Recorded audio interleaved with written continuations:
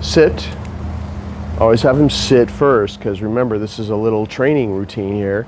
He sits, he waits, loves going into his crate. No. See how he's like really excited about going in? You say no.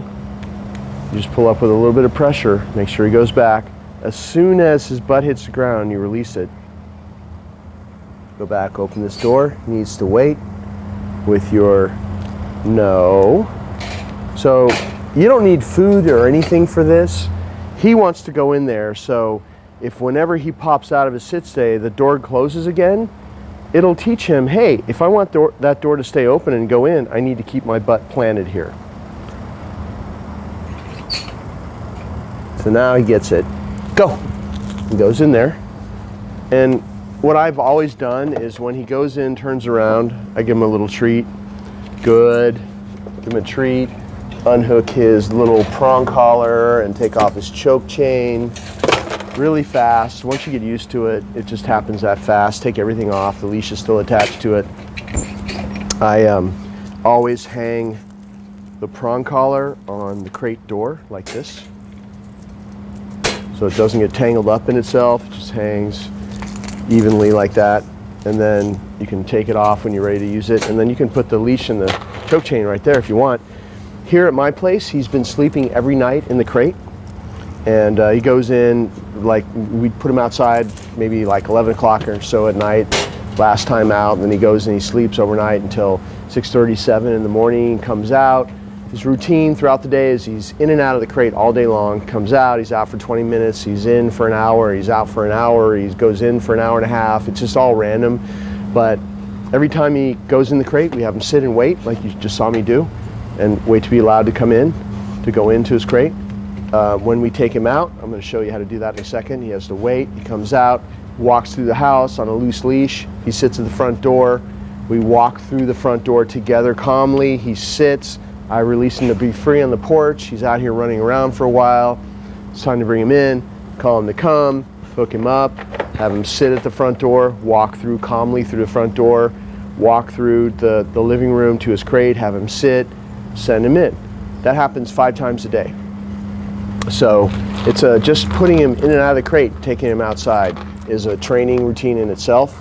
In addition to all the other things you're going to see in the video clips, that's what happens every day, and that's why he's come so far in only 3 weeks. And you can actually do the same thing at home, because you have to take him in and out of the house anyway. You have to handle him anyway, like you did before, and you were having issues with him before. So why not spend the time that you spent doing that before on just handling him the way we're handling him now? So there's not really any extra time spent. You just, when you have to handle him anyway, just handle him differently in the way that we've been doing it. And that is your training routine for the day. So if I'm going to take him out of the crate, he needs to respect this boundary as being really your boundary. You control this boundary. Once he's inside, that's his free time place, that's his den. We feed him in there, he gets his bones and chewies, everything good happens in there. If he waits at the doorway like that, good, I'm going to reward him for waiting. If he tries to come out before I release him, no. Just a little token slam like that. You don't want to like slam it super hard and cause him to have a waffle mark on his nose. You just, a little token slam. He knows what that means, he'll back up and he'll wait. See how he's waiting? Whenever he's waiting like that, good, gets a reward. First you want to put on the choke chain. And the choke chain is only for safety. We don't use this for training. This is hanging loose all the time. It's hooked up to the leash, along with the prong collar to the leash. If the prong collar ever comes off, the choke chain comes into play and you don't lose the dog. So that's the only reason this is on. It's not for training. It would be very dangerous for training because all the pressure is right here around the neck, and it would really choke him and hurt over time it could wear down his throat and hurt his throat. So it's only for safety, it's hanging loose all the time. So we put that on first. And then you take the prong collar, hook it up. You always hook it up to this little funny looking buckle. There's another round one right here, but it's just a spacer. It's perfectly round spacer. And you make sure it's not twisted, so you could just let it hang like that to make sure it's not twisted, because it won't work if it's twisted. And then make sure it's like this, hooked up to the leash. You reach in, hook him up, And if you just sit around for half an hour when he first comes back and practice taking off and putting on the prong collar, just without him, just sitting down, just doing it, you'll get the hang of that. And you see how fast I just reached in and put it in without even looking. You just get the feel for it. And make sure that the prong collar is hooked up to the leash, and as well as the leash is hooked up to the prong collar and the choke chain, both of them together, so that if you're going to go out on the street, the prong collar comes off, you don't lose the dog, because you're hooked up to the choke chain as well. So when you're going to take him out of the crate, see how he's waiting? He's being really good. He knows he doesn't go through this boundary until you give him permission. Good. Gets another reward just for waiting.